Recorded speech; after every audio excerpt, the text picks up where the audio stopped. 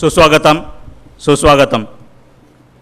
गेल्या 4-5 वर्षामध्ये ज्यांचं नाव मराठी दूरदर्शन वाहिन्यांच्या माध्यमातून आणि माध्यमांच्या क्षेत्रामध्ये अग्रणी स्वरूपामध्ये घेतल्या जातं असे माननीय डॉक्टर श्री उदयजी निरगुडकर, संपादक झी 24 तास मुंबई यांचं व्याख्यान ऐकण्याकरता आपण सर्वजण इथं उपस्थित झालेलो आहोत। मित्रो, आपला देश प्राचीन परंपरांचा देश आहे। प्राचीन परंपरा, ऋषी मुनी, ज्ञानसंपन्नता, नैसर्गिक विविधता यामुळे आणि सध्याच्या जगातील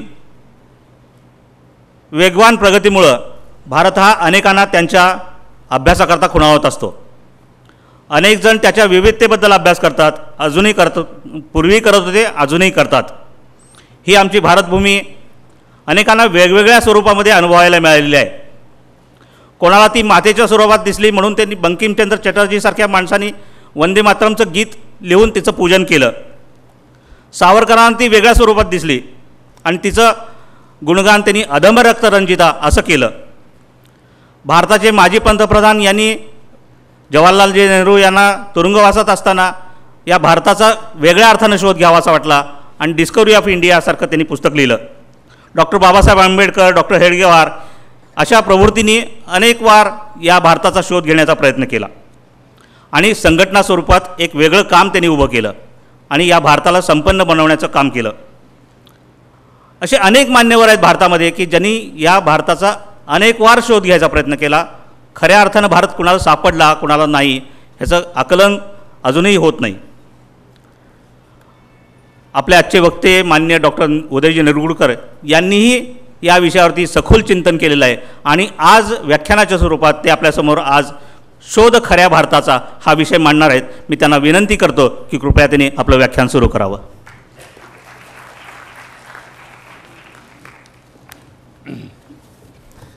व्यासपीठावर उपस्थित सर्व मान्यवर, समोर बसलेले गावोगावच्या व्याख्यान समितीचे आयोजक,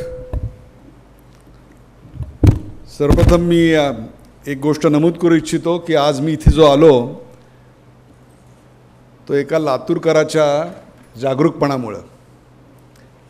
त्याचं असं झालं की आयोजकांनी माझं तिकीट जे पाठवलं होतं ते न पाहता, मी हे सगळे व्याख्यानमालेचे आयोजक आहेत म्हणून सांगतो आहे की ते न पाहता मी तसंच खिशात ठेवलं होतं आणि ठाण्याहून कल्याणला जायला निघालो। त्यावेळेला ज्यांना मी कधी पाहिलेलं नव्हतं अशा एका व्यक्तीचा मला सातत्याने SMS होता की तुम्हाला भेटायचं आहे, तुम्हाला भेटायचं आहे। तेव्हा मी त्यांना सांगितलं की आजचा दिवस खूप टाईट आहे, बघूया काय होतं आहे। ते म्हटले तुम्ही जाणार कसे? तर म्हटलं मी या लातूर एक्सप्रेसनी जातो आहे। आणि मग लक्षात आलं की त्या लातूर एक्सप्रेसमध्ये माझं बुकिंगच नव्हतं। मुंबई लातूरच्या ऐवजी माझं बुकिंग होतं लातूर मुंबई त्याच दिवसाचं, म्हणजे मला काल परत पाठवर होते। मग म्हटलं आता कसं काय जाणं शक्य आहे, म्हणून मी आयोजकांना नाही म्हणून कळवलं होतं, प्रवीण सरदेशमुखांना। आणि कल्याणहून परत जायला निघालो त्यावेळेला एक लातूरकर काय करू शकतो हे मी तुम्हाला सांगतो। ते डॉक्टर शेरे इथे बसलेले आहेत। ते डॉक्टर शेऱ्यांचा मला फोन आला, ते म्हणले गाडी मागे फिरवा, तुम्ही फक्त चढा, बाकी पुढचं सगळं मी बघतो। आणि तुम्हाला सांगतो AC फर्स्ट क्लासची सोय काहीही न करता त्यांनी करून दिली। एक लातूरकर काय करतो याचं उत्तम उदाहरण मी तुम्हाला सांगतो। प्रेक्षको, एक असा भारत होता की जो भारत 40-50च्या दशकामध्ये स्वप्न पाहत होता। त्या भारताचं वर्णन तत्कालीन लेखकांनी, पाश्चात्यांनी आणि इथल्या विचारवेत्यांनी देखील एक स्वप्नाळू भारत, ड्रीमिंग इंडिया असं केलं होतं। आमच्या देशाला राजकीय स्वातंत्र्य मिळालं होतं आणि एक प्रकारे ज्याचं वर्णन तत्कालीन पंतप्रधानांनी केलं होतं ते म्हणजे ट्रेस्ट विथ द डेस्टिनी। याची सुरुवात तेव्हा झालेली होती, ती खरोखरच ट्रायस विथ द डेस्टिनी आपण जिंकली का किंवा त्यात काय प्रगती केली हा चिंतनाचा विषय आहे। परंतु तो भारत हा एक प्रकारे स्वप्नाळू भारत होता। त्यानंतरचं जे भारताचं चित्र आपल्या डोळ्यासमोर आलं, पंचवार्षिक योजना आल्या, एका पक्षाचं बहुतांशी काळ या देशावर राज्य आलं आणि त्यातून जो भारत दिसायला पाहिजे होता तो भारत जो दिसला तो भारत झोपलेला भारत होता। म्हणजे स्वप्नाळू भारत ते झोपलेला भारत आणि त्यानंतर 1980च्या दशकामध्ये, नंतर 90च्या दशकामध्ये स्वतःच्या सामर्थ्याची, अस्तित्वाची जाणीव झालेला हा जागृत भारत आमच्या समोर आला. स्वप्नाळू भारत ते झोपलेला भारत ते जागृत भारत आणि आत्ता ह्या दशकात जो भारत मला दिसतोय, गेल्या 2-4 वर्षात जो भारत समोर येतोय, तो या जागृत भारताकडून ॲस्पायरिंग इंडिया म्हणजेच महत्त्वाकांक्षी भारत म्हणून आपल्यासमोर येतोय. हा जो सगळा भारताचा प्रवास आहे, त्या प्रवासाचे काही टप्पे आणि विशेषतः ज्या टप्प्यावर आत्ता आपण उभे आहोत त्या टप्प्यावर आपल्या समोर एक राष्ट्र म्हणून असलेली आव्हानं, हे सगळं मी आज पुढच्या 40-50 मिनिटांमध्ये मांडायचा प्रयत्न करणार आहे. मी काही रूढ अर्थानं पत्रकार संपादक नाही. किंवा 2012 साली मार्चमध्ये जर मला कुणी सांगितलं असतं की मी एका वृत्तपत्राचा, एका चॅनलचा संपादक होईन, 500-700 पत्रकार माझ्याबरोबर काम करतील, तर माझाही विश्वास बसला नसता. किंबहुना जेव्हा मी संपादक झालो त्यावेळेला महाराष्ट्राचे मुख्यमंत्री नेमके कुठे राहतात हे सुद्धा मला पृथ्वीराज चव्हाणांनी फोन केल्यानंतर माहीत नव्हतं, हे अगदी स्पष्टपणे कबूल करतो. परंतु एका गोड अपघातानं सिंगापूरच्या विमानात कुलगुरू म्हणून जाण्याकरता बसणारा मी संपादक झालो. त्यामुळे माझ्या मागे कुठलंही बॅगेज नव्हतं, माझ्या मागे एखाद्या गोष्टीकडे बघायचा असा एक विशिष्ट दृष्टिकोन नव्हता आणि एक प्रकारे माझ्या पथ्यावरच पडलं. याचं कारण प्रत्येक गोष्टीकडे एका नव्या दृष्टिकोनातून मला सहजपणे पाहता आलं, because I didn't had any baggage.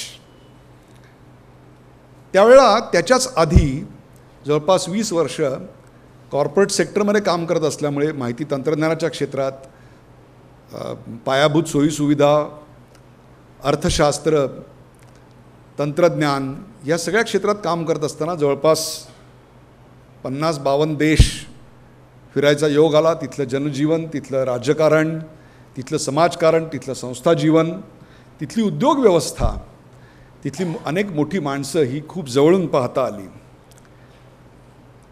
आणि जेव्हा मी याचा विचार करायला लागलो तेव्हा देशातल्या काही गोष्टींचा मला प्रचंड अभिमान वाटू लागला आणि काही गोष्टींबद्दल माझ्या मनात प्रचंड खंत निर्माण झाली. हे असं का असा प्रश्न पडला, हे बदलू शकत नाही का असा प्रश्न पडला. त्याचबरोबर मला त्या टेलिव्हिजनच्या खिडकीतून एक असा भारत तुमच्यासमोर मांडता आला, एक अशा भारताचा शोध मला घेता आला की ज्या भारताचा शोध आत्तापर्यंत तुमच्याकडे कुठल्याही चॅनलनी, कुठल्याही माध्यमांनी खरोखरच पोचवला होता का याविषयी माझ्या मनामध्ये शंका आहे. आणि म्हणूनच जेव्हा मला इथे व्याख्यानाचं आमंत्रण देण्यात आलं तेव्हा मी हाच विषय निवडला. याचं कारण, जे लॉन टेनिस हा खेळ पाहतात त्यांना माहिती आहे की जेव्हा 2-2 सेट एक बराबरीत होतात आणि जेव्हा 5व्या सेटमध्ये एखादा खेळाडू जिंकण्याकरता सर्व करत असतो तेव्हा तो कॉमेंटेटर असं सांगतो की he is serving for the victory. आणि तो जेव्हा तो बॉल वरती उडवतो तेव्हा तो म्हणतो की is this the turning point of the match. आज जेव्हा मी या देशाकडे पाहतो तेव्हा माझ्या असं लक्षात येतं की नियतीनं तो बॉल वरती टाकला आहे, तुमच्या हातात रॅकेट आहे, हाच तो टर्निंग पॉईंट, हीच ती वेळ, हाच तो क्षण जो आपण पेलणार आहोत का. आणि त्याचाच शोध घेण्याकरता तुमच्या साथीनं आज मी आपल्यासमोर उभा आहे. त्यामुळे एक प्रकारे माझ्या या विवेचनामध्ये या ॲस्पायरिंग इंडियाचं, महत्त्वाकांक्षी भारताचं प्रतिबिंब, त्याच्या स्ट्रेंथ, विकनेसेस, त्याच्या समोरची आव्हानं आणि धोके देखील मांडायचा प्रयत्न करणार आहे. याचं कारण, काळानं कधी नव्हे त्या प्रचंड मोठ्या प्रमाणावर संधी आमच्यासमोर उपलब्ध करून दिल्या, काही आव्हानं आमच्यासमोर उभी केलेली आहेत. एकीकडे प्रचंड मोठ्या प्रमाणावर आपल्याला हिंसा आणि जातीयता वाढताना दिसते. ज्यावेळेला शांतीचा संदेश देणाऱ्या अनेक गोष्टी या देशात घडत आहेत, त्याचवेळी अशांती फैलावणाऱ्या गोष्टी देखील मला एकाच वेळी दिसत आहेत. म्हणजे जगाच्या शांतीकरता झालेला वर्ल्ड म्युझिक फेस्टिवल एकीकडे होतो आहे, त्याच्याच दुसऱ्या आठवड्यात धर्मावरून झालेले हिंसाचारही मला प्रचंड मोठ्या प्रमाणात दिसतात. मग मागे वळून पाहताना असं दिसतं की ज्याकरता या स्वप्नाळू भारताने स्वातंत्र्य मिळवलं, त्या स्वातंत्र्याला, ज्याला आज स्वराज्य हा माझा जन्मसिद्ध हक्क आहे, याला जी 100 वर्ष पूर्ण झाले, ते पूर्ण स्वराज आपल्याला मिळालं का, हा प्रश्न माझ्यासमोर येतो. याचं कारण असं आहे की एकीकडे शिक्षणाचा दर्जा प्रचंड मोठ्या प्रमाणावर वाढताना दिसतोय, परंतु तेवढ्याच मोठ्या प्रमाणावर आम्हाला अंधश्रद्धा ही गोष्ट देखील वाढताना दिसते आहे. अज्ञान देखील तेवढंच वाढताना दिसतंय. ज्या देशामध्ये सर्वात जास्त नेत्ररोग तज्ज्ञ आहेत, त्याच देशामध्ये सर्वात जास्त अंध व्यक्ती देखील मला दिसतात. ज्या देशातल्या एका महाविद्यालयातल्या मुलांनी निर्माण केलेला सॅटेलाईट पुढच्या काही दिवसात अवकाशात झेपावणार आहे, त्याच देशातल्या महाविद्यालयांमधल्या शिक्षणाच्या दर्जावर देखील प्रश्नचिन्ह एकाच वेळी निर्माण होतं आहे. ही परस्पर विरोधाभासी वाटणारी, we are a country with tremendous contradictions and dichotomies, yet what attracts me that this is a nation with one identity, with one thought which has bound it together, and that thought that we are together and we are Indians. आणि मोठ्या प्रमाणावर हा जो एक अव्यक्त असलेला परंतु सतत आमच्या भोवती असलेला, एकमेकांना बांधून ठेवणारा हा आमच्या विविधतेतला धागा आहे. तो धागा किती मोठा आहे याचाही शोध मी घ्यायचा प्रयत्न करणार आहे. मित्रांनो, एकीकडे निसर्गनिर्मित अशा प्रकारचे अनेक धोके आपल्यासमोर वाढलेले आहेत. भूकंप आहे, सुनामी आहे, या सगळ्या गोष्टी वाढताना दिसत आहेत. त्याचबरोबर या निसर्गनिर्मित धोक्यांबरोबरच काही मानवनिर्मित धोके आहेत, आणि ते मानवनिर्मित धोके हे देखील मला वाढताना दिसत आहेत.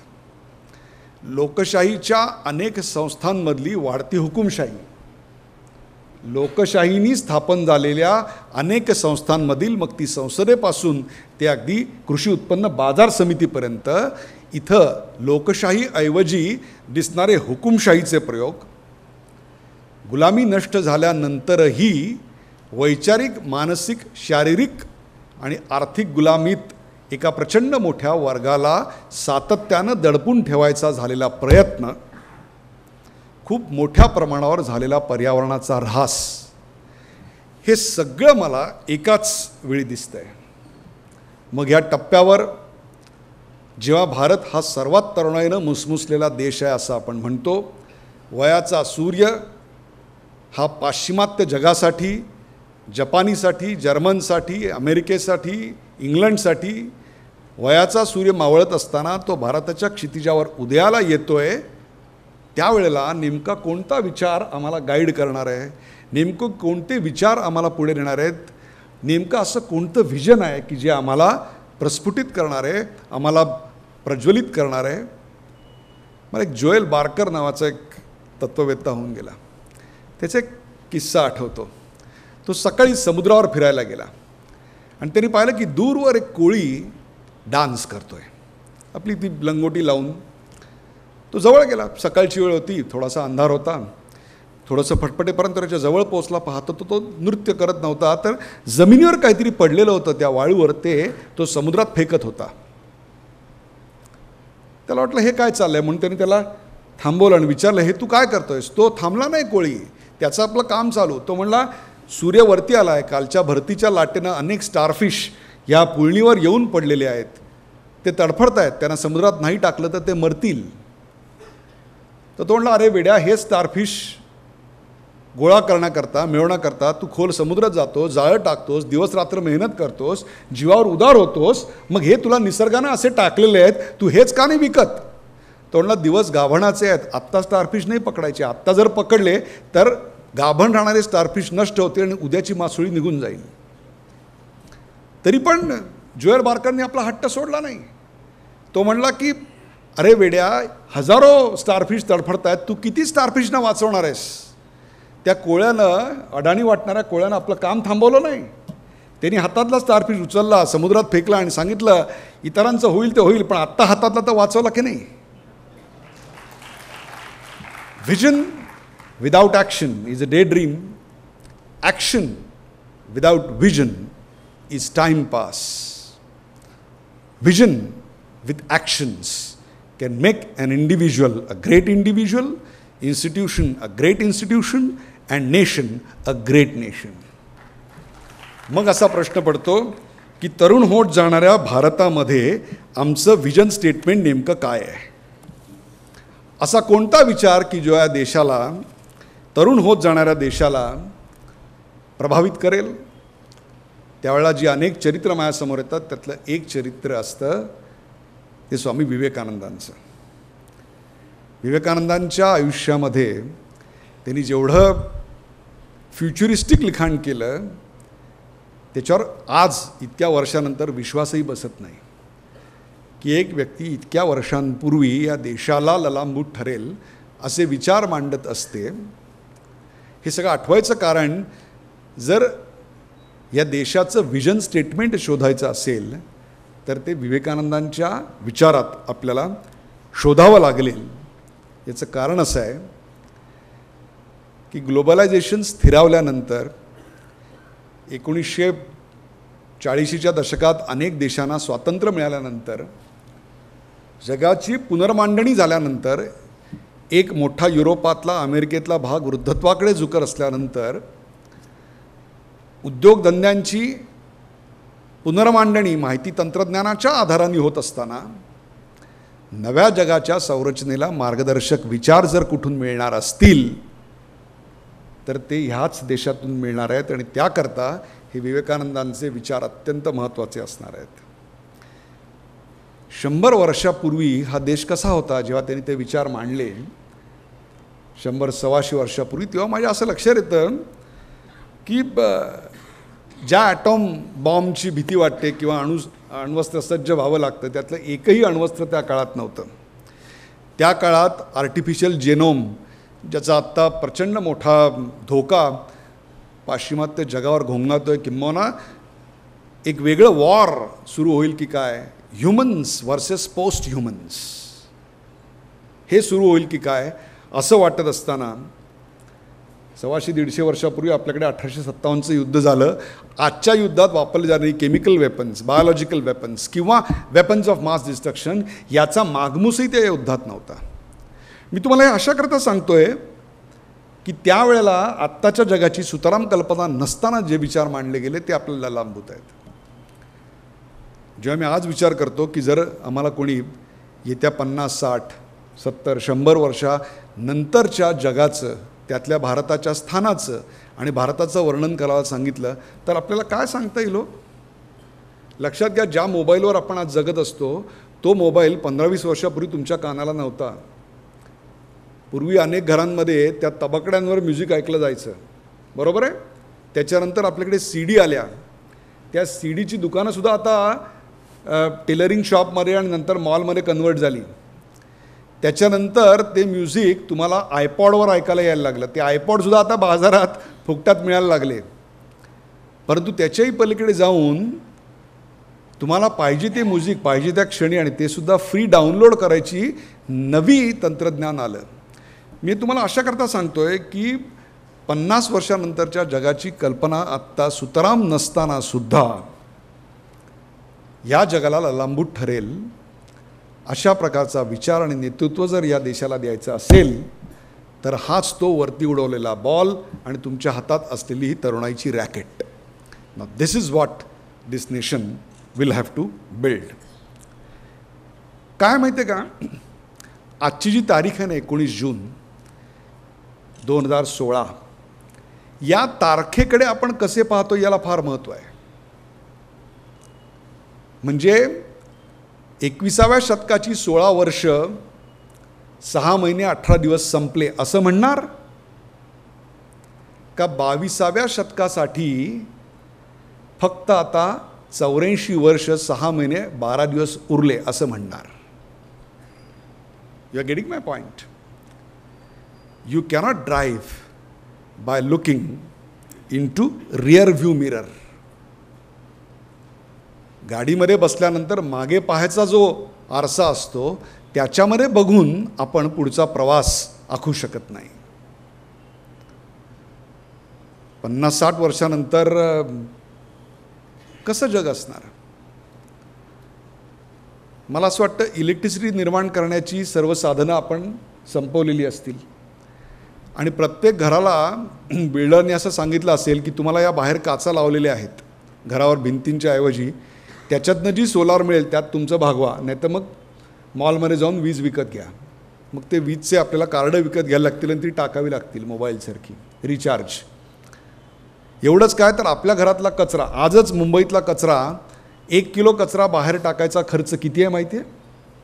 तो कचरा आज आम्हाला 60 ते 70 किलोमीटर मुंबईसारख्या शहरापासून दूर टाकायला लागतो आहे. तिथली लोकं पण ओरडत आहेत कारण कोणालाही आपला कचरा आपल्या बाजूला किंवा दुसऱ्याचा कचरा आपल्या बाजूला नको आहे.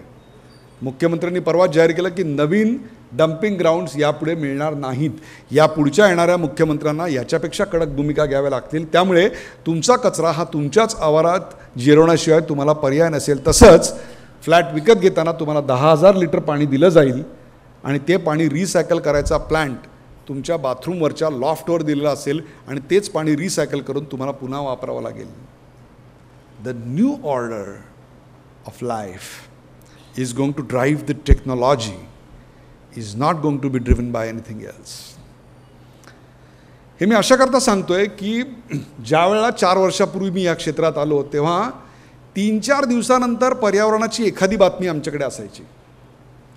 आज जानेवारीपासून आजपर्यंत एकही बुलेटिन पर्यावरणाची बातमी नाही असं आम्ही काढूच शकलो नाही. मी जेव्हा आत्ता तुमच्याशी बोलतोय त्यावेळेला जवळपास 5 राज्यांमध्ये प्रचंड मोठा पूर आणि जवळपास 16 ते 17 राज्यांमध्ये प्रचंड मोठ्या प्रमाणावर दुष्काळग्रस्त भाग हे एकाच वेळी आपल्याकडे घडतं आहे. त्यामुळे पर्यावरण हा एक नवीन मुद्दा आहे की जो कदाचित 15-20 वर्षापूर्वी आमच्या जीवनाचा भाग नव्हता. तो आम्हाला क्योटो प्रोटोकॉल, वसुंधरा परिषद, रिओ दी जेनेरो हे आमच्याशी संबंधित नसलेलं वाटत होतं. आज हे सगळं आम्हाला आमच्या त्वचे इतकं जवळचं वाटतं. याचं कारण मुंबईसारख्या शहरामध्ये 1/4 शहर हे चेंबूरच्या धुरांनी गुदमरून जाऊन 3 दिवस बंद होतं. Can you imagine? मी हे सगळं अशा करता मांडतोय की त्यानंतर जो खरा भारत मी तुम्हाला मांडणार आहे त्याची पार्श्वभूमी आहे.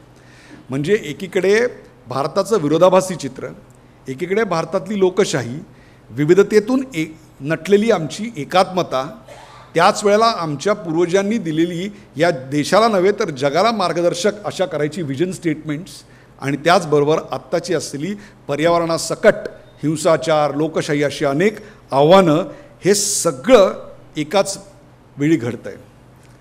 दहशतवाद ही गोष्ट 1990च्या दशकामध्ये आमच्या कुठल्याही गावीसुद्धा नव्हती. 93च्या बॉम्ब ब्लास्टनंतर तो आमच्या भीतीचा आणि अस्तित्वाचा दोन्हीचा एकच भाग बनला. म्हणजे जो मारतो त्याच्याही खिशात कोणाचा तरी फोटो असतो परमेश्वराचा त्याच्या, आणि जो मरतो त्याच्याही खिशात कोणातरी परमेश्वराचा फोटो असतो. त्यामुळे ऑफिसमधनं बाहेर पडताना घरी आणि घरातनं बाहेर पडताना कोणाला तरी असे SMS पाठवून आम्ही घराबाहेर पडतो. हे सगळं 15-20 वर्षापूर्वी नव्हतं. त्याचमुळे अनेक जीवनाच्या संकल्पनांकडे एक कसाब आला आणि काय झालं बघा. कुठलंही हॉटेल घ्या, कुठलंही मॉल घ्या, त्याच्या बाहेर तुम्हाला ते सिक्युरिटी गार्ड दिसतात. केवढ्या लोकांना नोकऱ्या त्याच्यामुळे मिळाल्या दुर्दैवाने. याचं कारण ती भीती, दहशतवाद नावाची गोष्ट आली आणि एका हल्ल्यानंतर आणि त्यानंतर झालेल्या काही हल्ल्यांनंतर आम्हाला त्याची तीव्रता जाणवायला लागली. त्याच वेळेला कॉलनीज, वसाहतवाद,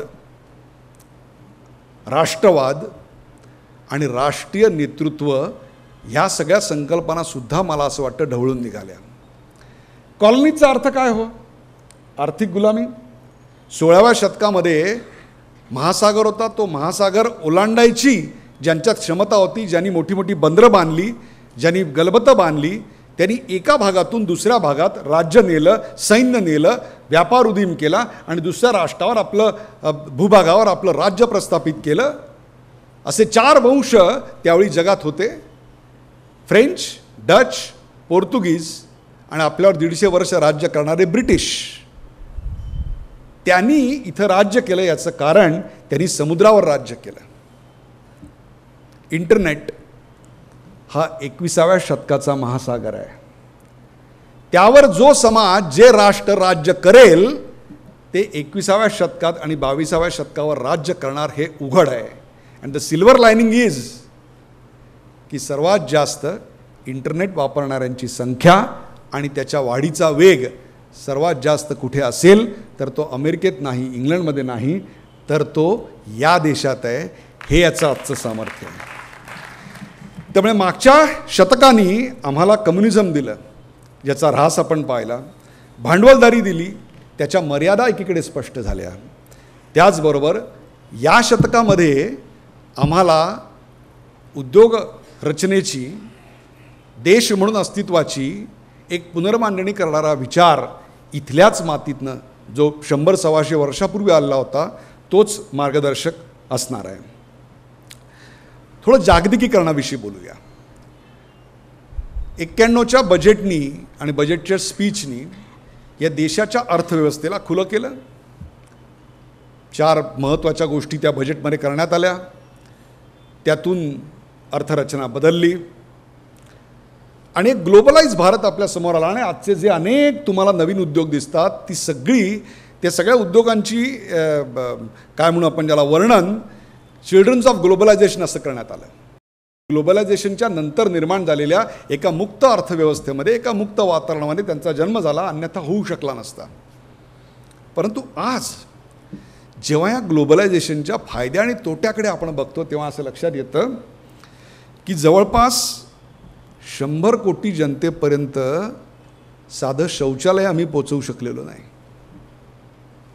आणि गंमत अशी आहे माहिती आहे का, आत्ता मी इथं भाषणाला सुरुवात करताना माझा मोबाईल बघत होतो आणि एक भयानक बातमी मी वाचली. भाषण संपल्यानंतर त्याचा मी हे करणार आहे, शोध घेणार आहे. ते म्हणजे 24 जम्बो जेट अमेरिका आणि युरोप देशामध्ये दहशतवाद्यांनी, इसिसनी एकाच वेळी पाडलेली आहे. आणि जवळपास 5000 प्रवासी मृत झाल्याचा पहिला अंदाज आहे. किती चकचक आला बघा. स्टन झालात ना, 5000 प्रवासी मेले कळल्यानंतर. आम्हाला नेहमी ना असं भडक काहीतरी लागतं आणि ते पुरवणाऱ्या मग वृत्तवाहिन्यांवर आम्ही टीका करत असतो की हे भडक दाखवतात. असं काही घडलेलं नाही आहे मित्रांनो. पण जर मी तुम्हाला सांगितलं की 5000 लोक शौचालय नाही म्हणून रोज मरतात तर ही बातमी होईल का हो? हे तुम्ही पाहाल का हो? विचार करा. म्हणजे ग्लोबलायझेशन आल्यानंतरही 100 कोटी लोकांना आम्ही पाणी देऊ शकत नाही, 100-125 कोटी लोकांना आम्ही साधं टॉयलेट देऊ शकत नाही, 160 कोटी लोकांपर्यंत 750 कोटीच्या जगामध्ये साधी इलेक्ट्रिसिटी आम्ही पोचवलेली नाही. आणि 70% या जगाची ट्रेड, व्यापार उदीम हा फक्त 10% समाजाच्या 10 राष्ट्रांच्या हातात आहे. याला ग्लोबलायझेशनचे फायदे आपण म्हणणार का? समाज खरोखरच सशक्त झाला का? निर्णयाची क्षमता आणि त्याहीपेक्षा सुद्धा स्वावलंबित्व त्या समाजामध्ये या व्यवस्थेनं आणलं का? या ग्लोबलायझेशनमुळे माणसाच्या स्वभावामध्ये काय फरक पडला? कमालीची तीव्र स्पर्धा, त्या स्पर्धेतून आलेली असुरक्षितता, त्या असुरक्षिततेतनं आलेले कोरडे नातेसंबंध, त्या नातेसंबंधातून निर्माण झालेला माणूस नावाचा एक कंझ्युमर, एक ग्राहक, आणि त्या ग्राहकातून निर्माण झालेली विभक्त कुटुंब पद्धती, त्या विभक्त कुटुंब पद्धतीतनं आलेलं एकपालकत्व, आणि त्या एकपालकत्वातून जे काही आहे ते फक्त मला, म्हणजेच ये दिल मांगे मोर, अशा प्रकारची झालेली भावना, आणि त्यातून निर्माण झालेलं गरिबीचं भयानक असं स्वरूप.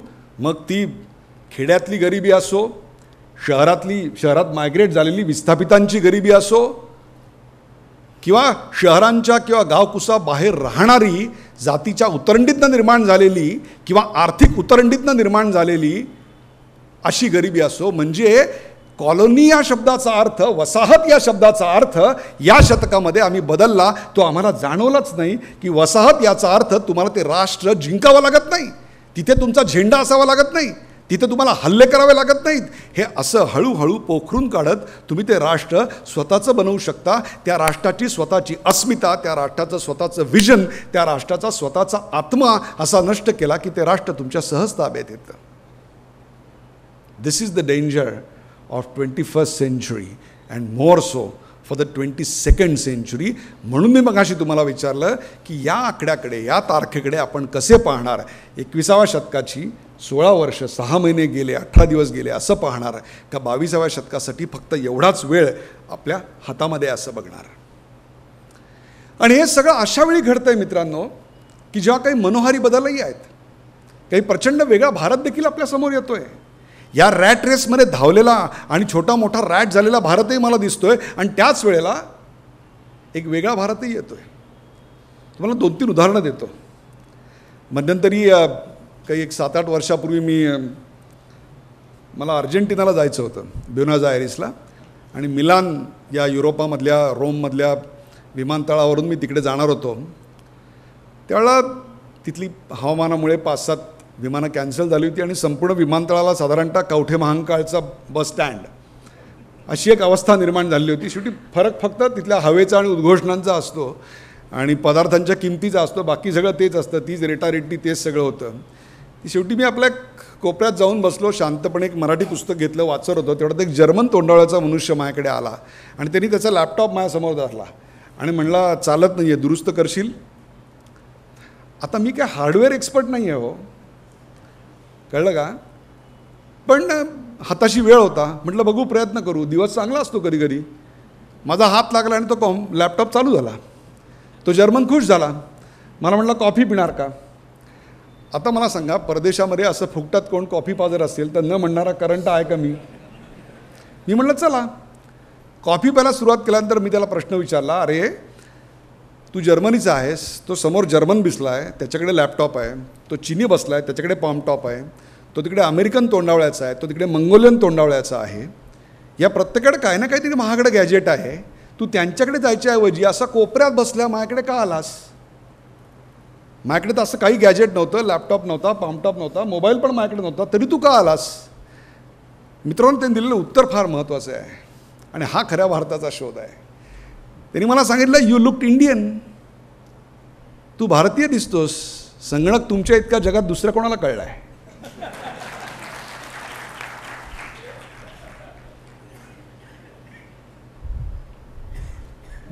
एक 10 वर्षापूर्वी चेन्नईला मी होतो काही कामाकरता आणि वक्ता म्हणून माहिती असल्यामुळे अनेक व्याख्यानाचे आमंत्रण होते. त्यातलं एक कांचीवरमचं होतं. कांचीवरम हे महिला वर्गाला माहिती असेल की कांजीवरम साड्यांचं ते आहे आणि चेन्नईपासून असं जवळ आहे. तर नाही हो करता करता रविवारचा दिवस होता, ते सकाळी आलेच आणि मला घेऊन गेले. आणि त्या गावाच्या जवळ गेल्यानंतर सुंदर गोपुरं दिसली. साहजिकच गोपुरं दिसल्यानंतर हात जोडले गेले. तर ते म्हणले की हे असं असं देवीचं देऊळ आहे वगैरे या तेव्हा. ते वाटेत मी त्यांना विचारत होतो, काय मी काय तमिळ भाषेतनं बोलू शकत नाही आहे, त्यामुळे कोणाला इंग्रजी कळेल ना तिकडे. तर ते म्हणे, no don't worry about it, ते सगळं कळेल, तुम्ही काय काळजी करू नका. तर त्यावेळेला ती गोपुरं पाहिल्यानंतर ते म्हणले की तुम्हाला जायचं आहे का आतमध्ये दर्शनाला. अरे म्हटलं, ही एवढी भली मोठी रांग आहे, आपल्याला कोण देणार. त्याला तुम्ही त्याची काळजी करू नका. बूट काढले आणि काही क्षणात मी त्या देवळात होतो आणि नंतर पूजेची आरती माझ्या हातात होती. पूजा केल्यानंतर, आरती केल्यानंतर मी टेकतो तोच भगवी कफनी घातलेली आणि अंगभर भस्म लिहिलेली 18 ते 20 वयोगटातली अनेक तरुण संन्यासी पुजारी माझ्या आजूबाजूला आले आणि ते मला IT-बद्दल काय काय प्रश्न विचारू लागले. 12-15 वर्षापूर्वीची गोष्ट आहे बरं का. मला आश्चर्य वाटलं. पुन्हा ती भाषणाला गेलो तर हे पहिल्या रांगेत बसलेले आणि भाषणाच्या नंतर त्यांनी अत्यंत कठीण असे येऊ घातलेल्या विंडोज 98चे प्रश्न तेव्हा होते, त्याच्या सिक्युरिटी सिस्टीमचे प्रश्न मला विचारले. मला धक्काच बसला. त्यातल्या काहींची उत्तर मला येत नव्हती. मी म्हटलं, तुम्ही मला एका कागदावर लिहून द्या, मुंबईला गेल्यानंतर तुम्हाला ईमेलनी कळवतो. मग शेवटी गाडीत बसताना मी त्यांना विचारलं, म्हटलं, अरे तुमचं सगळं आयुष्य ह्या मंदिरात जाणार आहे, गोपुरात जाणार आहे, देवाची पूजा अर्चा करण्यात जाणार आहे, सुखाच्या सर्व मार्गांचा तुम्ही त्याग केलेला आहे. मग असं असताना तुम्ही हे इंटरनेट, कम्प्युटर हे वगैरे का करताय. त्यांनी दिलेलं उत्तर फार महत्त्वाचं आहे. त्यांनी सांगितलं, आम्ही सुखाच्या मार्गांचा त्याग केला आहे, ऐहिक मार्गाचा त्याग केलेला आहे, ज्ञानाच्या मार्गाचा त्याग नाही केलेला. म्हणून मी सांगितलं की 21व्या शतकाच्या इंटरनेट नावाच्या महासागरावर जो राज्य करेल तो जगावर राज्य करेल. त्याचं हे उदाहरण त्या दिवशी मी आयुष्यात डायरीत लिहून ठेवलं. IT is not information technology, it is India's tomorrow. हा भारताचा भविष्यकाल आहे. आणखीन एक महत्त्वाची गोष्ट म्हणजे संपूर्ण साऊथ एशियामध्ये अरब राष्ट्रांपासून ते इकडे खाली पाकिस्तानच्या इथपर्यंत आल्यानंतर तुमच्या लक्षात येईल की लोकशाहीचा फसलेला प्रयोग जर कुठे यशस्वी झाला असेल तर तो या देशात झालेला आहे, तर तो भारतात झालेला आहे. याचं कारण सखोल रुजलेली लोकशाहीची संकल्पना देखील इथेच आहे आणि हुकुमशाहीचं अस्तित्व देखील इथेच आहे. आणि हाच तर तिढा आहे, हाच तर तो टर्निंग पॉईंट आहे. आणखीन महत्त्वाचं म्हणजे 400 दशलक्ष इतक्या प्रचंड मोठ्या संख्येने असणारा इथला नवमध्यम वर्ग, ज्याचं प्रचंड मला आकर्षण आहे आणि ज्याचा प्रचंड राग देखील आहे. स्वतःपुरता विचार करणारा वर्ग हे जसं त्याचं स्वरूप आहे तसंच कमालीच्या अभ्युदयाचा, कमालीचा प्रयत्न करणारा वर्ग कुठला असेल तर तो देखील हाच आहे. आपली परिस्थिती बदलली पाहिजे याच्याकरता परवाच आम्ही एक चित्र दाखवलं. किती लोकांनी ते पाहिलं मला माहिती नाही. शाळेचा पहिला दिवस होता. ते जे पाईप असतात ना आपल्या मैला वाहून देण्याकरता, त्याच्यामध्ये घर थाटलेल्या एक बाई आपल्या मुलीला तयार करत होती शाळेत जाण्याकरता. मला भारताचं हे चित्र अत्यंत महत्त्वाचं वाटतं. हे चित्र गरजेचं वाटतं की त्या समाजाला देखील साक्षरतेचं महत्त्व कळू लागलं. आणि हे अशाकरता महत्त्वाचं आहे की जेव्हा तरुण होत जातो तेव्हा नुसती तरुणाई या देशाला कुठलाही ॲडव्हान्टेज देणार नाही, तर सुशिक्षित, प्रेरित आणि त्याहीपेक्षा सुद्धा या देशावर प्रेम करण्याचे संस्कार झालेली तरुणाई आम्हाला मार्ग देऊ शकते. That is our biggest advantage. If oil is the strategic commodity of Arabian world, if technology and money is the power of America, if governance and pharmacy is the advantage of some of the European nations, it is the motivated, trained manpower that is the advantage of this nation. Issue is whether we are going to handle the ball which has gone up with proper stroke or not. त्यामुळे काल केलं त्यापेक्षा अधिक आज चांगलं, काल केलं त्यापेक्षा फक्त 10% चांगलं हे आता चालणार नाही. Not the best practice, not the best practice. This India needs next practice. आम्हाला आता बेस्ट नाही तर नेक्स्टची गरज आहे. तुम्हाला देतो उदाहरण. हे होतं आहे, या जगात आत्ता होतं आहे, भारतात होतं आहे. दुर्दैव आहे आमचं की आम्ही हे पाहत नाही आहोत. अनेक मुलं, अनेक तरुण या खऱ्या भारताचा शोध घेत आहेत, हा खरा भारत घडवत आहेत. परंतु तो खरा भारत पाहतोय का आपण, हा सवाल आहे. त्यामुळे मला नेहमी असं वाटतं की या देशाचा अर्थसंकल्प आम्ही तयार करतो. याचा GDP किती, याचा GNP किती, याचा पर कॅपिटा इन्कम किती, मग ते पर डिस्ट्रिक्ट गडचिरोलीचं किती कमी, मुंबईचं किती जास्त, पर कॅपिटा इन्कम बघतो, GDP बघतो. परंतु कधीतरी आपण ह्या देशाचं ग्रॉस नॉलेज प्रॉडक्ट बघणार आहोत का? पर कॅपिटा नॉलेज बघणार आहोत का?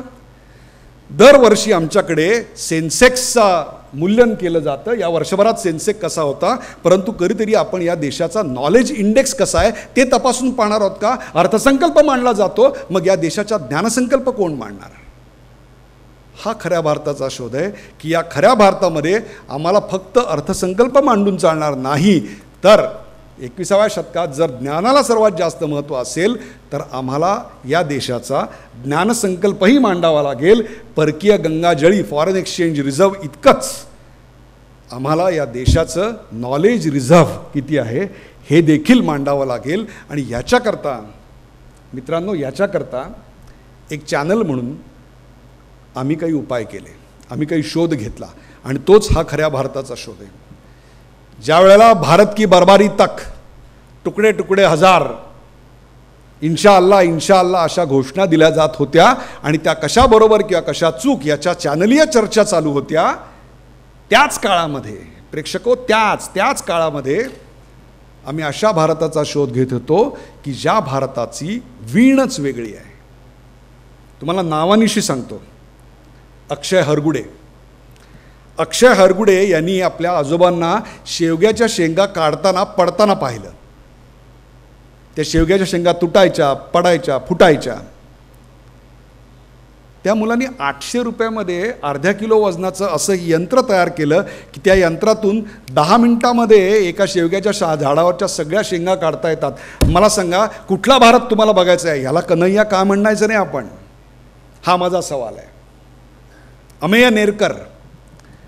अमेय नेरकरनी जेव्हा अख्खं महाराष्ट्र एकाच विषयावर चॅनलात चर्चा करत होता, लेख लिहित होता, वादंग पडत होते, राजकीय पक्षांमध्ये फूट सुरू होती आणि एकमेकांवर सगळे विषय चालले होते की हेल्मेट सक्ती असावी की नसावी, तेव्हा या मुलानं काय केलं माहिती आहे? अवघ्या 230 रुपयात असं हेल्मेट तयार केलं की जे घातल्याशिवाय तुमची मोटरसायकल चालूच होणार नाही. आणि त्याला 170 रुपयाचा स्ट्रॅप तयार केला की जर तुम्ही म्हणजे जो चालवणारा वाहन चालक आहे तो जर मदिराप्राशन केलेला असेल तर त्याचा श्वास त्यात अडकेल आणि गाडी चालूच होणार नाही. मला सांगा, कुठला भारत आम्हाला बघायचा आहे? भारत की बर्बादी तक की भारत की आबादी तक म्हणणारी ही अव्यक्त असलेली मुलं. हा भारत मी शोधला. महाराष्ट्राच्या कानाकोपऱ्यात जाऊन अशी मुलं शोधली. इंद्रनील चंद्रा, अभिनेंद्र सिंग, आणखीन 2 अशी शेकडो तुम्हाला उदाहरणं देणार आहे. आणि काय काय इतकी स्टनिंग आहे तुमचा विश्वास बसणार नाही. त्याचा व्हिडिओसुद्धा माझ्याकडे आहे. इंद्रनील चंद्रा आणि अभिनेंद्र सिंग यांनी ध्वनीचं एक यंत्र बनवलं मित्रांनो. आम्ही त्याची एक कॉन्टेस्ट घेतली. गावागावात गेलो, कॉलेजात गेलो. ज्यावेळेला हे सगळं JNUचं प्रकरण घडत होतं त्यावेळेला असं वाटायला लागलं की हा देश म्हणजे कोणा हुकुमशाच्या हाताखाली, हा देश सगळा बर्बाद, हे सगळं बर्बाद झालेलं आहे, भारत अमुक झाला आहे, भारत तमुक झाला आहे, इथं असं चालू आहे, तसं चालू आहे, इनटॉलरंट इंडिया आहे. त्याच काळामध्ये इनटॉलरंट इंडिया हा एक शब्द फार प्रसिद्ध आला होता आपल्याकडे, बरं का. त्या काळामध्ये मी 2 मुलाखती घेतल्या. एक पर्सिलिया मदन अशा नावाची मुलगी, 19 वर्षाची मुलगी. संपूर्ण वजन केलं ना तर हातातल्या मोबाईल सकट वजन 44 किलो भरणार नाही त्या मुलीचं. ती पनवेलची मुलगी, काही बॅकग्राऊंड नाही. एक दिवशी मनात आलं आपण विवेकानंदांची भूमी पाहिली पाहिजे. तिने काय केलं, वडिलांना सांगितलं. वडील म्हणले तिकीट काढतो. त्याला तिकीट नका काढू. सायकल 8 दिवस पायडल मारून प्रॅक्टिस केली.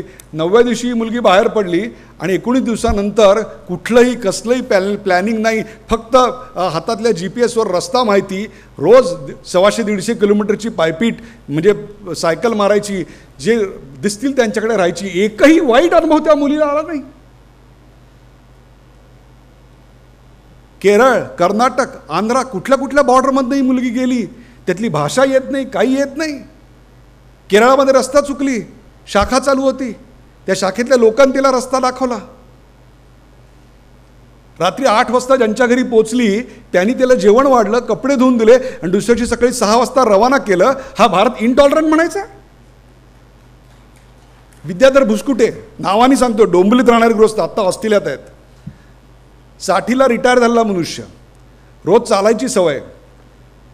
60 नंतर जे काही पैसे गोळवतात ते पैसे माणसं युरोपामध्ये फिरायला जातात, याला फिरायला जातात, त्याला फिरायला जातात, अमेरिका बघायला जातात. हा माणूस म्हणला ते मला काही करायचं नाही.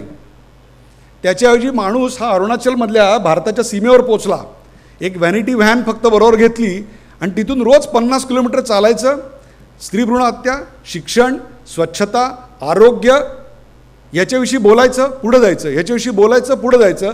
असं करत करत तो पार पोचला तो गुजरातच्या बॉर्डरवर आणि त्यानंतर निघाला काश्मीरमधून कन्याकुमारीपर्यंत. एकही वाईट अनुभव नाही की हा देश लुटारूंचा आहे, हा देश इनटॉलरंट आहे, याचा एकही अनुभव नाही. जेव्हा इनटॉलरंट इंडिया हे सांगत होतं तेव्हा मी या 2 स्टोरीज 8 वेळा आमच्या चॅनलवर दाखवल्या. कोणी पर्सिलिया मदन, तिला कोणी जात विचारलं नाही, तिला कोणी धर्म विचारला नाही. फक्त तिला मदत करायची माणुसकी असलेली, आज जिवंत असलेली ही विविधतेतली एकता आजही इथं नांदते. हा शोध खऱ्या भारताचा आहे. मगाशी मी तुम्हाला सांगत होतो इंद्रनील चंद्रा आणि अभिनेंद्र सिंग बद्दल. ध्वनीचं यंत्र निर्माण केलं. तुम्हाला तो स्टीफन हॉकिंग माहिती असेल. त्या स्टीफन हॉकिंगला असा असाध्य रोग आहे की ज्याच्यामुळे त्याला बोलता येत नाही, हलता येत नाही, चालता येत नाही. फक्त ध्वनी लहरी निर्माण होतात त्याच्या श्वासातून. यांनी अत्यंत स्वस्तात असं मशीन तयार केलं की ज्याच्यातून त्या बाहेर पडणाऱ्या श्वासातून ध्वनी उमटेल आणि त्या ध्वनीचं इंटरप्रिटेशन करून कॉम्प्युटरच्या साहाय्यानं तो ध्वनी तुम्हाला ऐकता येईल. जे मशीन आत्ता स्टीफन हॉकिंग वापरतात त्याच्या 100 पटीनं कमी किमतीचं मशीन या 2 मुलांनी विकसित केलं. ज्यावेळेला तुमच्या कानावर इंटॉलरंट इंडिया हे शब्द वारंवार पडत होते तेव्हा न पडलेला हा स्वर हा यांचा होता. यांनी असा भारत घडवला. त्याच्याही पलीकडे जाऊन सांगतो, एका मुलांनी आपल्या जवळच्या नातेवाईकाला डायबिटीस असलेल्या हार्ट अटॅकनी जाताना बघितलं. कारण हार्ट अटॅक आलेला कळलाच नाही. पुढची 2-5 वर्ष या मुलांनी फक्त ECG पटकन कसा काढता येईल याचा शोध घ्यायला सुरुवात केली. आज जर ECG काढायचा असेल तर तुम्हाला साध्या ठिकाणी गेलात तर 200-300 रुपये आणि चांगल्या महागड्या इस्पितळात गेलात तर 600-700-800 रुपये लागतात. तुम्हाला कल्पना आहे का? या मुलांनी तुमच्या मोबाईलच्या अर्ध असं एक इन्स्ट्रुमेंट तयार केलं आहे. 700-800 रुपये किंमत आहे फक्त त्याची. ते मोबाईल तुमच्या खिशात सारखं राहू शकतं आणि जर तुम्हाला क्षणभर जरी अस्वस्थ वाटलं तरी छातीवर 6 ठिकाणी ते लावा, बीप आवाज आल्यानंतर पुढच्या ठिकाणी लावा, असं 6 ठिकाणी लावा आणि नंतर ते जे रेकॉर्ड झालेलं आहे ते सगळं तुमच्या डॉक्टरला SMS करा. जगात तुम्ही कुठेही असाल तरी डॉक्टर ते पाहिल आणि तिथे ECG त्याच्या स्क्रीनवर येईल आणि तो सांगेल whether you are heading for heart attack or not. ह्याची किती किंमत आहे माहिती आहे? 2 रुपये. 2 रुपयात ECG निघतो. दुसरा एक मुलगा, ह्या सगळ्या स्टोरीज झी 24 तासवर आम्ही दाखवल्या. हा खऱ्या भारताचा शोध एक संपादक म्हणून मी घेतला because I had no baggage. त्यानं आपल्या आईला कॅन्सरनं, ब्रेस्ट कॅन्सरनं तडफडून मरताना बघितलं. याचं कारण तो कॅन्सर डिटेक्ट झाला नाही. वेळेवर डिटेक्ट झाला तर कुठलाही कॅन्सर आपल्याकडे क्युअर होऊ शकतो. अशा प्रकारची आत्ता आपण प्रावीण्य कमावलेलं आहे. आज अनेक गावांमध्ये अनेक भगिनी ह्याच्यामुळे बळी पडत आहेत. त्या मुलांनी 4-5 वर्ष खपून हा माईक आहे ना, माईक याच्यापेक्षा थोडं जाड हातात मावेल असा एक स्कॅनर, हँडहेल्ड स्कॅनर तयार केला आणि तो स्कॅनर तुम्ही छातीवर फिरवायचा आणि त्याच्या इमेजेस कॅप्चर करायच्या. त्या इमेजेस तुम्ही टाटा मेमोरियल किंवा कुठल्याही हॉस्पिटलला पाठवा. तिथे डॉक्टर त्या स्क्रीनवर बघतील आणि सांगतील की हा लंप आहे का नाही आणि हा लंप मॅलिग्नंट असू शकतो का नाही. एका रात्रीत निकाल लागू शकतो whether she is free, out of danger or not. What a princely sum for this, you know. आधीच्या मुलांनी 2 रुपयात ECG काढला होता. या मुलांनी ब्रेस्ट कॅन्सरची टेस्ट फक्त 14 रुपयात डेव्हलप केली. मला सांगा कुठला भारत बघणार? कन्हैयाचा का ह्या कन्हैयांचा ज्यांनी या देशातल्या समस्यांवर काम करायचं ठरवलं? They did not want to be a part of the problem but they wanted to be a part of the solution. जिथं जिथं निर्मिती होते आहे, सर्जनाचे नवीन प्रयोग होत आहेत, सृजनाचे प्रयत्न होत आहेत, त्या ठिकाणी माध्यमांनी पोचणं आवश्यक असतं. कारण या सर्जनाच्या मागे एक ऊर्जा असते. त्या ऊर्जेला बळ द्यायचं काम माध्यमांनी केलं पाहिजे. विद्यार्थ्यांच्या आंदोलनाच्या बातम्याही आम्ही दाखवल्या, पण त्याचबरोबर या सकारात्मक ऊर्जेच्या बातम्या आम्ही दाखवल्या. एकीकडे इमर्जिंग इंडिया, स्टार्टअप इंडिया हे सगळं घडत असताना हा ॲस्पायरिंग इंडिया मला ह्या नवीन रोलमध्ये पाहायला मिळाला. हा खरा भारत माझ्या समोर आला की ज्या भारताच्या दर्शनानं मी स्तिमित झालो. Nobody wanted to be a part of a sector, nobody wanted to be a part of the caste, nobody wanted to be a part of the problem. They all wanted to be a part of the solution. They all wanted to be Indian rather than they wanted to be a part of being a sectorial, narrow minded, parochial. This is the emerging India. This is the new India. आज 35% तरुणाई ही VCच्या खालची आहे. त्यांची स्वप्न नेमकी काय आहेत हे मी तुम्हाला सांगतो आहे. परवा मी सोलापूरला चाललो होतो पुण्याहून आणि मुद्दामून 2nd क्लासचं तिकीट काढलं आणि मी जाऊन बसलो आणि बसल्यानंतर काही लोक लगेच फोटोला येत होती, काही सही घ्यायला येत होती. माझ्यासमोर एक मुस्लिम कुटुंब येऊन बसलं. बुरखा घातलेली होती महिला, तिच्याबरोबर 3 मुलं होती, त्यात 2 मुली आणि 1 मुलगा, लहान लहान मुलं होती आणि तिचा नवरा त्या बाजूला बसला. आणि त्यांना कळत होतं की समोरचा माणूस कोणतरी मोठा आहे. सारखे लोक TC येतोय, आदबीनं चहा वगैरे विचारतोय आणि तिचं विचारायचं काही धाडस होत नव्हतं. मग ती मुलगी जरा अस्वस्थ झाली, तिने आपल्या आईचा मोबाईल हातात घेतला आणि ती त्याशी खेळायला लागली. त्या आईने तिला धपाटा घातला, तो मोबाईल काढून घेतला. मी माझा मोबाईल तिच्या हातात दिला, म्हटलं खेळ. ती म्हणली नहीं नहीं ये बहुत महंगा है, टूटेगा तो हम कैसे भर सकते हैं, हम तो बहुत गरीब है. मग तो बाप आला, तिला ओरडायला लागला. म्हटलं तू काय करतो रे बाबा. तोला घोरपडी नावाचं जे एक पुण्याजवळ गाव आहे, तिथे माझी छोटीशी बेकरी आहे, मी पाव वगैरे तयार करतो, टोस्ट तयार करतो. माझ्या लक्षात आलं यांची आर्थिक स्थिती काय असणार. मी म्हटलं नाही खेळू दे ना तिला, काय तुटत नाही म्हटलं. थोड्या वेळाने खेळल्यानंतर मी तिला विचारलं काय ग बेटा काय पाहिलंस तू. तिला अंकल ये आपको लगता नहीं बहुत बड़ा है. म्हणजे छा बड़ा किधर है, ये देख मेरे हाथ में तो रहता है. तिले आपके हाथ में रहता है, मेरे हाथ में किधर रहता है, मेरे हाथ में तो बहुत बड़ा लगता है. हाँ मतलब ये बात सही है. तुली जब मैं बड़ी हो जाऊंगी ना तो मैं इससे डबल पावर वाला और आधे साइज का मोबाइल बना के आपको दिखाऊंगी. सांगा मला कुठला भारत शोधायचा आहे तुम्हाला. आणि या जर मुलीला आपण कम्प्युटर इंजिनिअरिंग आणि कम्प्युटर सायन्स आणि कम्प्युटर आर्किटेक्चरचं शिक्षण पुरवू शकलो नाही तर नेमका कुठला भारत आपल्यासमोर येईल मित्रांनो. जर तुम्ही त्यांना राष्ट्रीयतेची आणि प्रॉब्लेम्सची स्वप्न दिली नाहीत तर तोही समाज इसिसच्या मागे जाईल. Give them the dreams of being a part of this India. They shall never go to ISIS. They will have to fight the problems which they face. आणि इथंच कुठेतरी शिक्षणाचा अत्यंत महत्त्वाचा मुद्दा येतो. एकीकडे प्रचंड मोठ्या प्रमाणावर शिक्षण क्षेत्रामध्ये मला टर्शरी लेवलला विद्यापीठीय स्तरावर संशोधन चाललेलं दिसतं आहे. चांगली चांगली कॉलेजेस निघत आहेत, परंतु त्याच वेळेला शिक्षणातला दर्जा एक अत्यंत चिंताजनक गोष्ट आहे. मुलांना शिकवलं काय जातं आणि मुलं शिकतात काय याच्यामध्ये प्रचंड तफावत आहे. तुम्हाला मुद्दा उदाहरणाने समजावून सांगतो. एक गाव होतं, त्या गावामध्ये 16-17 वर्षाचा मुलगा होता. तो मुलगा एका चौकात गेला आणि जोरात ओरडायला लागला, मी माझ्या कुत्र्याला गायला शिकवलं आहे. तिथे म्हातारे कोतारे बसले, ते म्हणले काय. त्याला कळलं आपला TRP मिळाला. तो पुढच्या चौकात गेला आणि तो जोरात ओरडला, मी माझ्या कुत्र्याला गायला शिकवलं आहे. तिथे काही म्हातारे कोतारे सगळे होते, बायका तेवढे थांब थांब काय बोलला तू. ते म्हणले मी माझ्या कुत्र्याला गायला शिकवलं आहे. I have taught my dog how to sing a song. त्याला कुठे आहे कुत्रं. ते म्हणले उद्या सकाळी या 10 वाजता परसदारी तुम्हाला दाखवतो. दुसऱ्या दिवशी 10 वाजता परसदारी अख्खं गाव लोटलं. कर्णोपकर्णी वार्ता पसरली. श्रीमंत गरीब स्त्री पुरुष सगळे तिकडे पोहोचले. का तर जगातलं 8वं आश्चर्य बघायला गाणारं कुत्रं. आणि सगळे नटून थटून ते तिकडे पोहोचले. आणि बरोबर 10 वाजता यांनी ते मागचं दार उघडलं आणि एक छोटा पॉमेरियन डॉग पांढरा घेऊन तिकडे पोहोचलं. आणि त्यांनी पाहिलं सगळे लोक जमलेले आहेत आणि त्यांनी कुत्र्याला आज्ञा केली, टॉमी गा. एवढी शांतता आणि एवढी शांतता होती तिकडे. आणि सगळे असे कर्णांच्या सर्व शक्ती काय प्राणांच्या सर्व शक्ती कर्णांच्या ठाई एकवटून ऐकायला लागले. Popping their eyes and funnelling their ears. कुत्र्याने तोंड उघडलं आणि तुम्हाला खरं सांगतो कुत्रा चक्क भुंकायला लागला. हो कुत्रा तो गाईल कसा. लोक इरिटेट झाली. लोक म्हणले थांब थांब थांब, तू तर तुझ्या कुत्र्याला गायला शिकवलं असं सांगितलं. तो म्हणला हो मी शिकवलं असं सांगितलं. ते शिकलं असं कुठे म्हणलं. आमच्या शिक्षण पद्धतीत नेमकं काय होतंय तुम्हाला कळतंय. शिकवलं काय जातंय आणि लोक शिकतायत काय हा खरा सवाल आहे.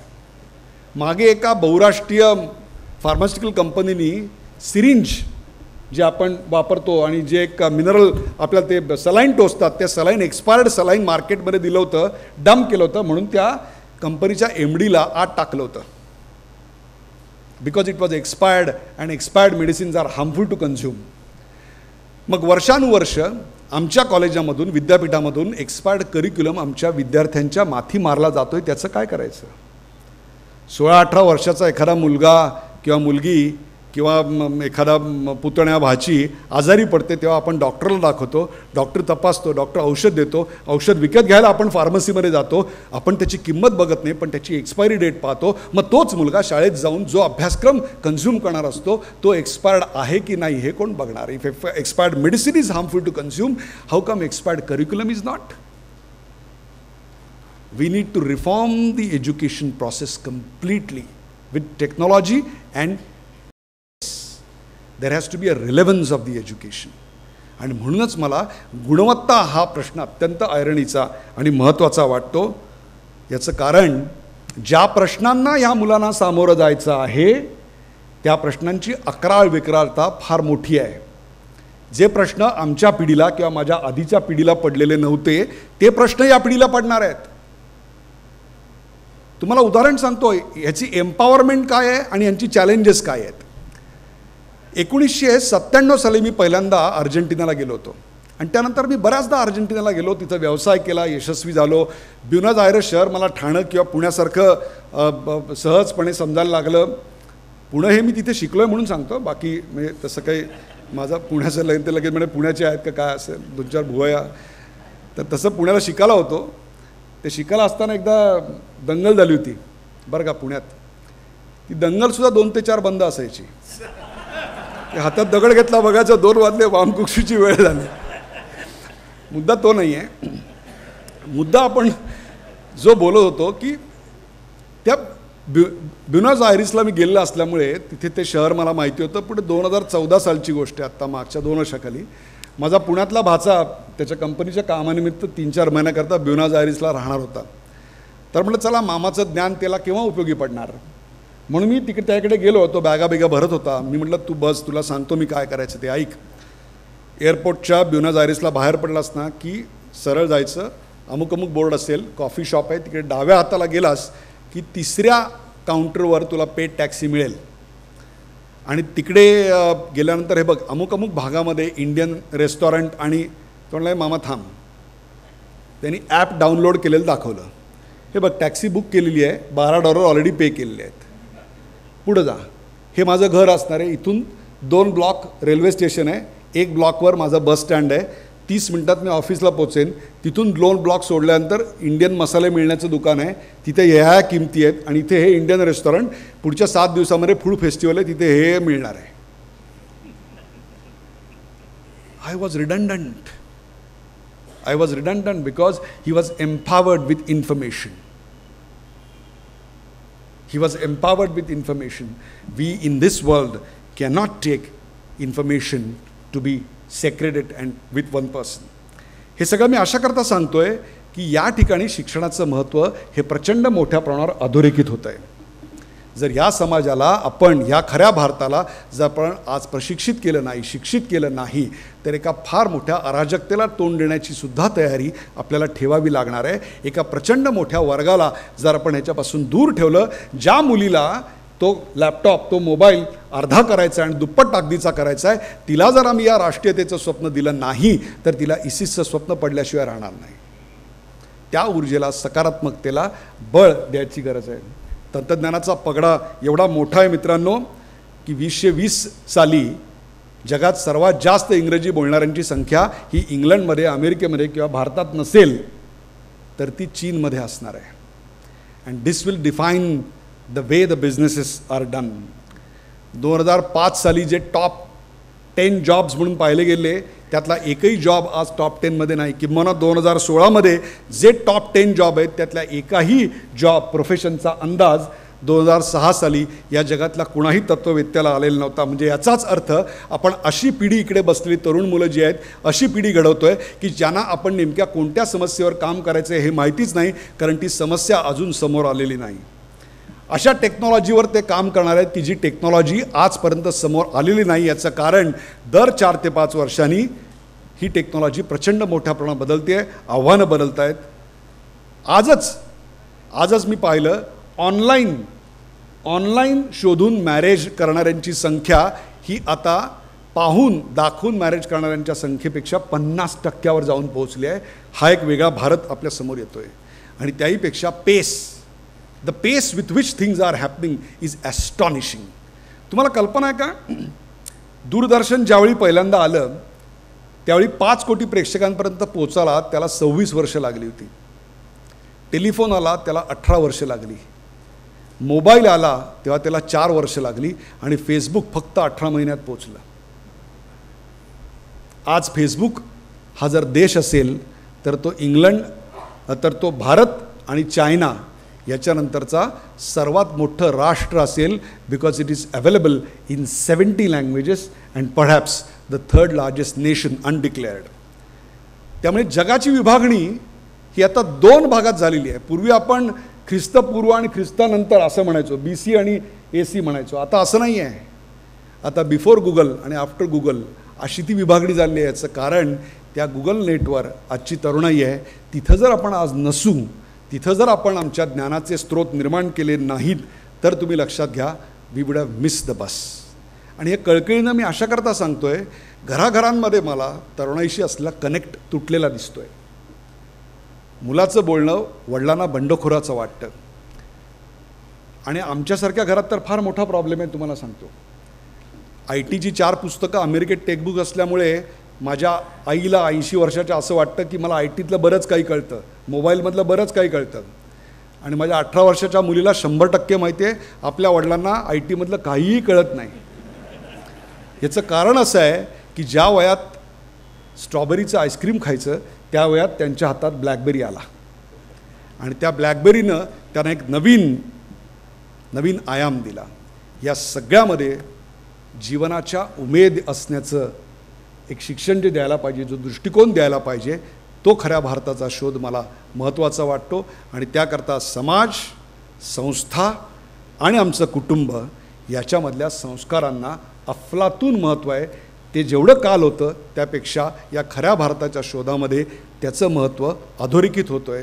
गोष्ट एकच असते दगड फोडण्याची, आपण त्याच्याकडे कसं पाहतो याला महत्त्व असतं. मी दगड फोडतो आहे, मी दगडांना आकार देतो आहे, का मी दगडातून देऊळ उभारतो आहे, या 3 दृष्टिकोनांमध्येच आमचं अस्तित्वाचा श्लेष आहे.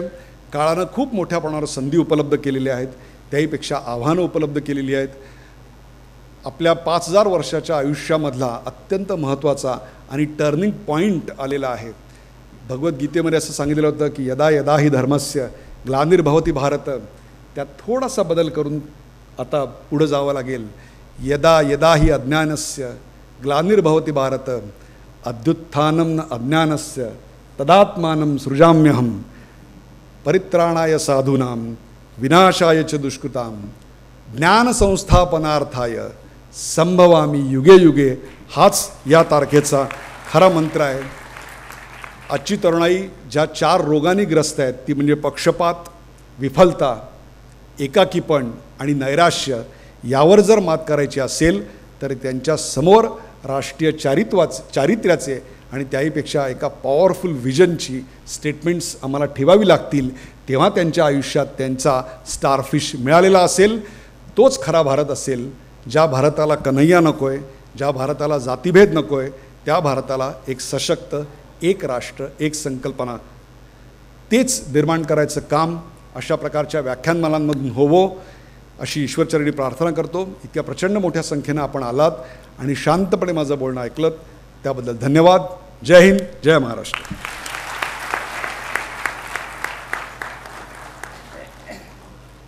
धन्यवाद.